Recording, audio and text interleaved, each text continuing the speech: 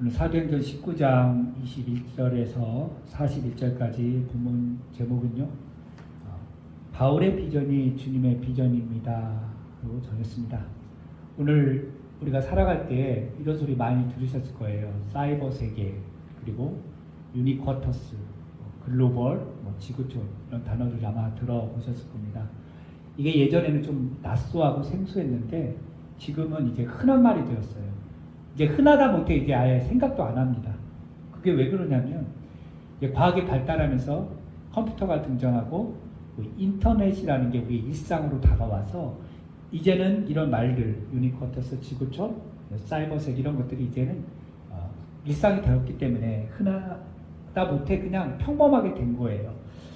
불과 10여 년 전만 해도 인터넷이 막 활발하게 일어나기 전만 해도 세계에서 큰 도시라고 하는 런던, 파리, 그리고 뉴욕 이런 도시들에서 유행하는 것들이 생기면 10여 년 전, 20년 전에는 그 유행들이 빨라야 한 달, 길게는 몇 달에 걸쳐서 전 세계로 이렇게 전해졌습니다.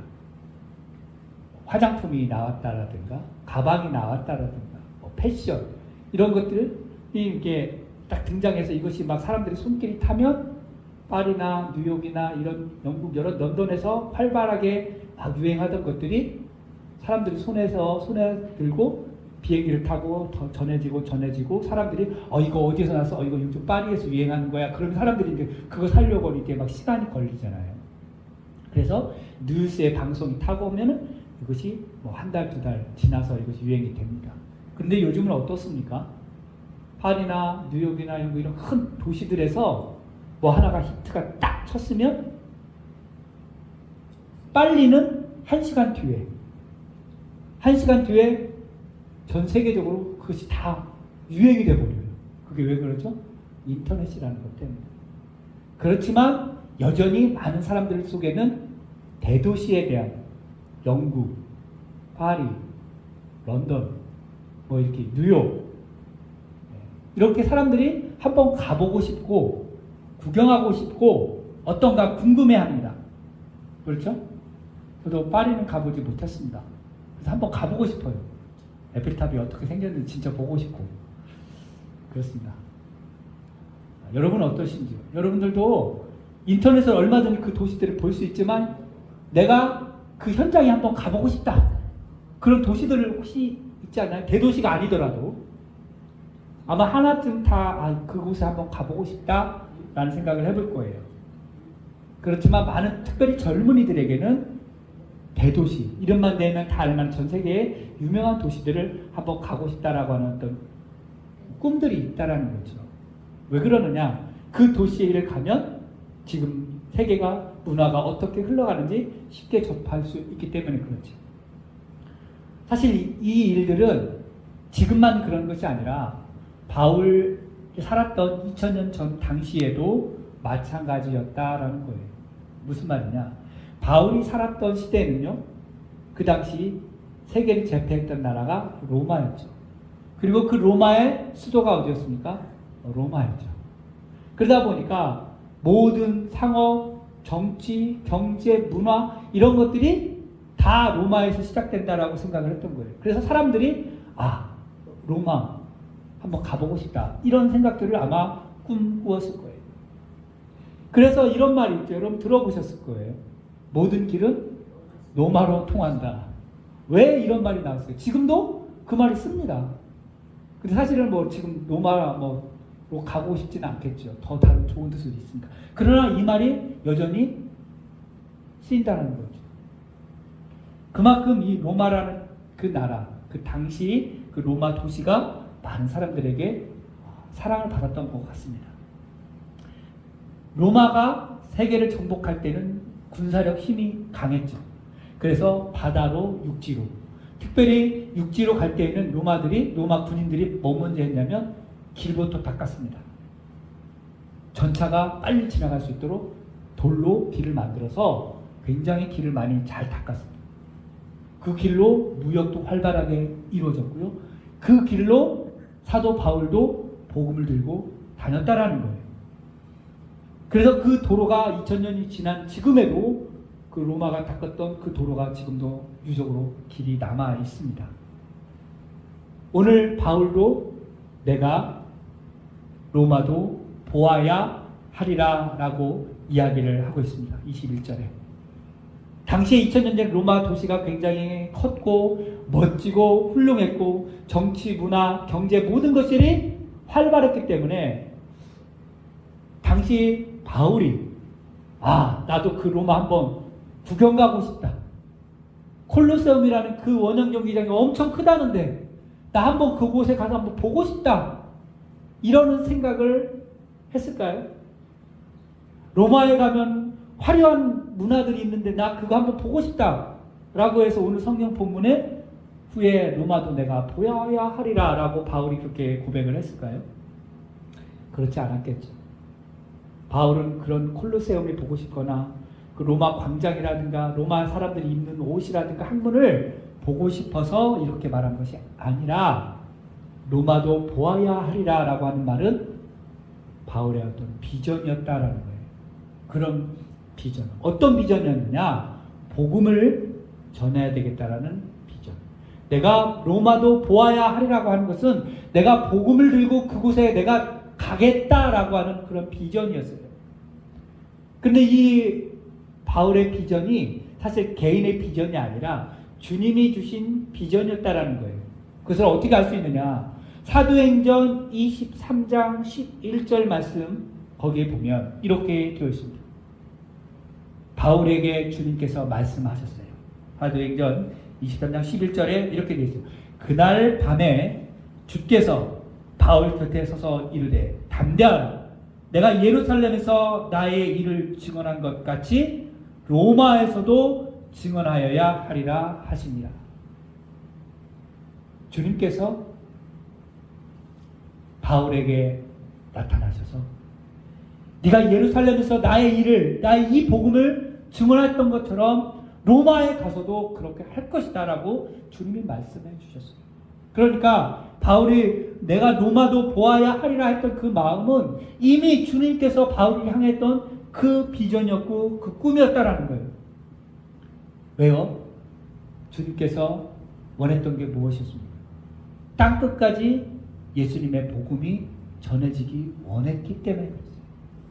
그래서 예루살렘으로 시작된 복음의 확산이 사마리아와 유대와 땅끝 스페인까지 가기를, 그 중간에 로마까지 가기를 원하셨던 거예요.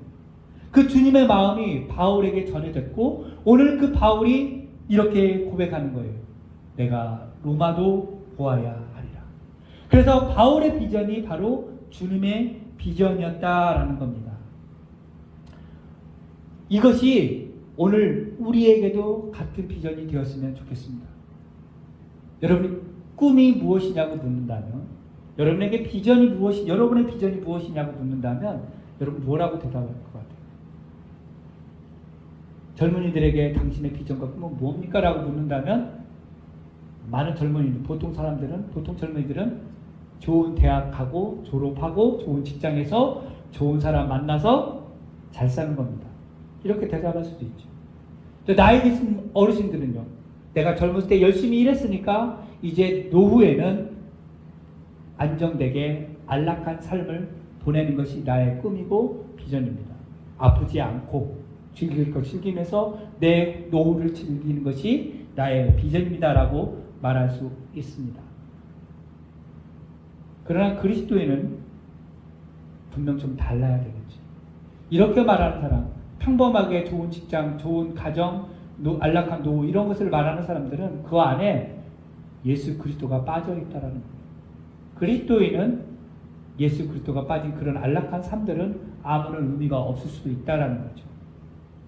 그래서 하나님께서, 우리 예수님께서 우리에게 어떤 비전을 갖고 계시는가 그것을 발견하는 것이 중요합니다.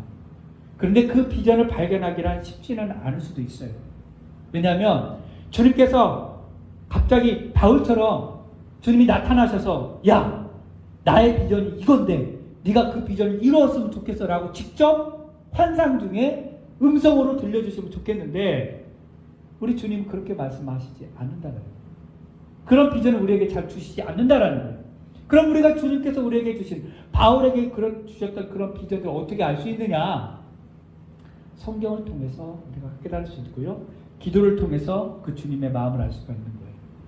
그러니까 기도할 때 또 성경을 보면서 주님, 저를 향한 예수님의 그 비전이 무엇입니까? 라고 우리가 물을 수 있다라는 거예요.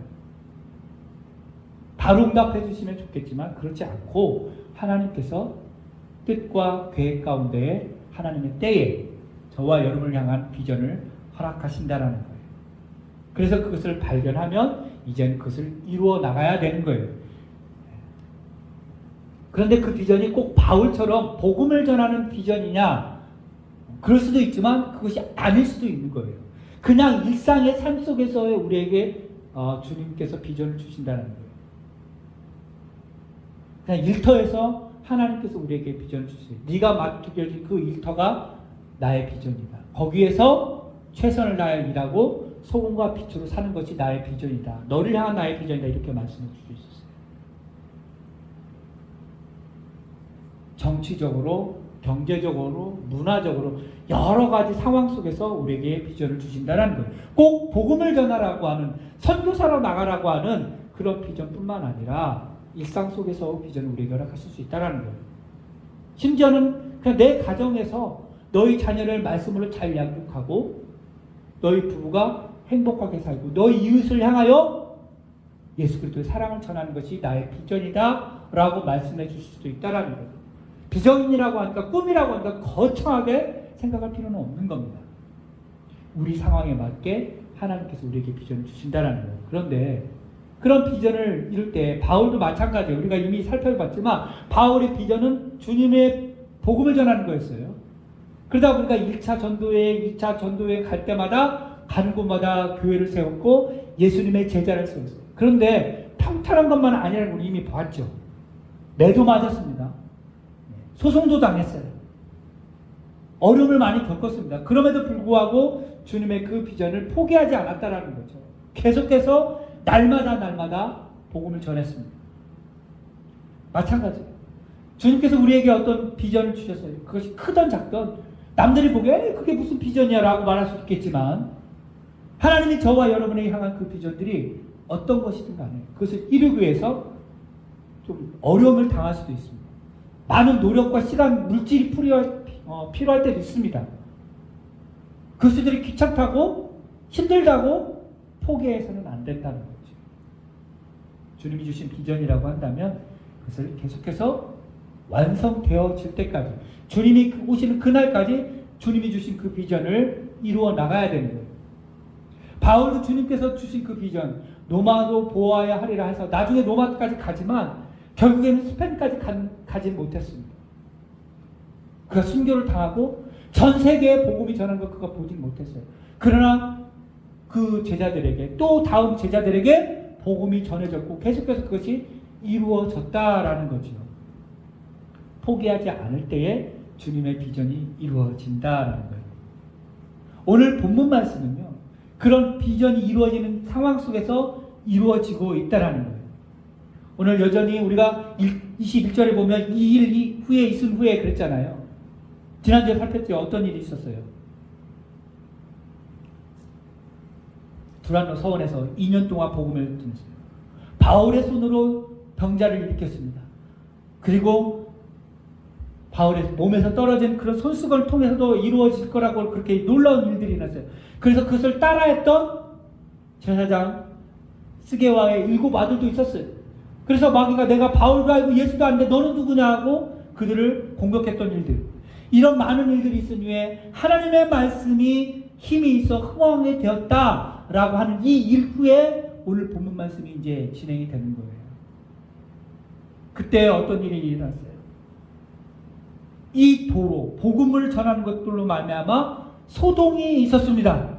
어디에서? 에베소에서.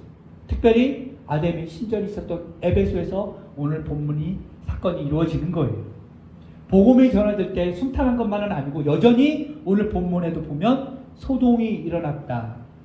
시기하고 질투하는 일들이 여전히 계속해서 일어난다는 거예요. 오늘 24절에 한번 보시면 이제 누가 나오냐면 데메드리오라고 하는 사람이 등장합니다. 그 사람은 어떤 사람이라고 하면 아데미 신상의 모형을 만들어서 직원들을 고용해서 은으로 그들을 만들어서 팔았던 사람, 비즈니스맨이었어요. 우상을 만들어서 팔았던 사람. 그때 복음을 전하는 것 때문에 장사가 잘 안 됐나 봐요. 오늘 성경 24절 이후에 보니까 그가 적지 않은 벌이를 하게 되었고, 막 이야기하면서 25절에 보니까 여러분도 알거니가 우리의 풍족한 생활이 이 생업이었는데, 이 바울이라는 사람이 전한 복음 때문에 우리 생애가 지금, 우리 비즈니스가 망하게 되었다, 실패하게 되었다 라고 사람들을 선동하는 거예요. 어떻게 선동해야죠? 27절 말씀 보면 세 가지로 선동해요. 첫 번째, 우리의 직업이 천하여진다. 그렇죠? 27절에 보니까. 그리고 뭐라고요? 아데미 여신의 신전이 무시당하게 된다. 그리고 온 아시아와 천하가 위하는 그의 위엄, 아데미 여신의 그 위엄도 떨어지게 된다. 그렇게 이유를 대면서 소동을 일으키고 사람을 선동합니다. 그랬더니 28절에 뭐라고 그래요? 그들이 그 소리를 듣고서 분노가 가득해요. 외쳐 이르되 크다 에베소 사람의 아데미여 라고 이야기를 합니다. 여기서 보면 이 데메드리오라고 하는 사람이 만든 그 아데미 신전의 그 우상들 했을 때 이 아데미 신전이 뭐냐? 아데미 신전이 무엇이냐? 성경에는 그냥 아데미 신전이라고 나오잖아요. 역사적으로, 세계사적으로 이 아데미 신전은 고대 세계 7대 불가사의 중에 하나라고 전해집니다. 다 전설 속에 남아있어요. 근데 이 아데미 신전이 얼마나 컸는가, 학자들에 의하면 크기가, 길이가 137m 정도 된다고 그래요. 그리고 넓이가 69m, 높이가 18m가 되고요. 큰 기둥. 여러분은 아마 파르테논 신전 걸 TV에서 보신 적 있죠? 아마 직접 보신 분도 계실지 모르겠지만 그런 기둥이 127개가 있었다고 그래요. 그러니까 어마어마하게 컸던 것 같아요. 그러니까 그것을 갖다가 사람들이 많이 섬기니까 그걸 형태를 아데미 이 여신을 모양을 만들어가지고 깎아서 팔았는데 장사가 잘 됐나 봐요. 돈벌이가 제법 쏠쏠했던 것 같아요. 근데 어느 날 바울이라는 사람이 와서 전하는 복음, 이것 때문에 장사가 안 되는 거예요. 왜요? 이 사람이 뭐라고 그러냐면 이것을 만들면 이건 신이 아니다 라고 자꾸 가리키니까 안 팔리는 거예요. 그러니까 신도 아닌 것을 우리가 사면 뭐하냐? 그래서 안 팔리니까 이 사람이 노조를 결성했는지 사람들을 선동해가지고 막 끌어모은 거예요. 그래서 선동해서 두 사람을 잡아들이죠. 그게 누구예요? 우리 성경에 보니까 가이오와 아리스토가를 잡아서 연극장으로 끌고 들어가는 거예요. 그들에게 책임을 물으려고. 그러다 보니까 이 소식을 누가 들었습니까? 오늘 성경에 보니까 30절에 바울이 백성 가운데로 들어가고자 하나 제자들이 말렸어요.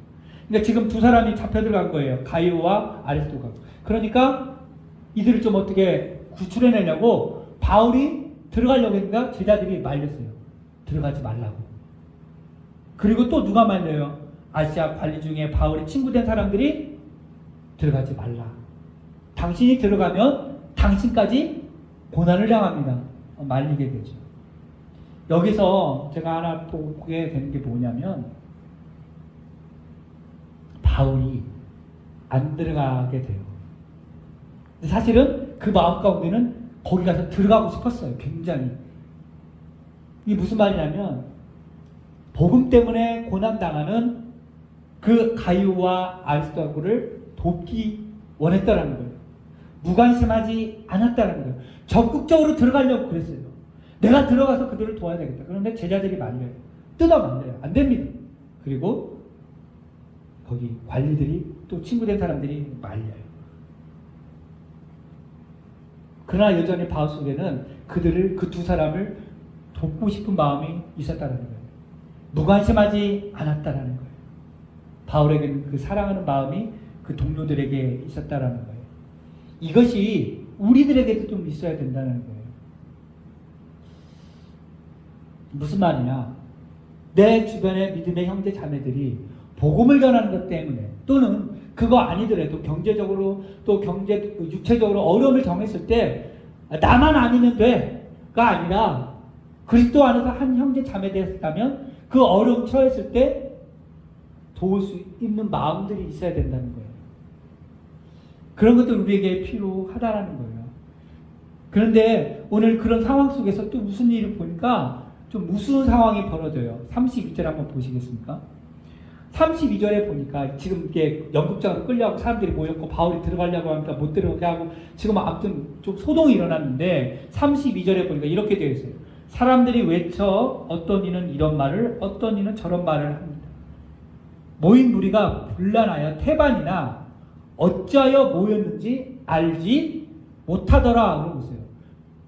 사람들이 많이 연극장에 모였어요. 웅성웅성대요. 야, 왜 모였어? 왜 모였어? 몰라. 그리고 여기 보면 표현대로 태반이나 왜 모였는지 알지 못했다라고 얘기하고 있어요. 모인 이유는 뭐예요?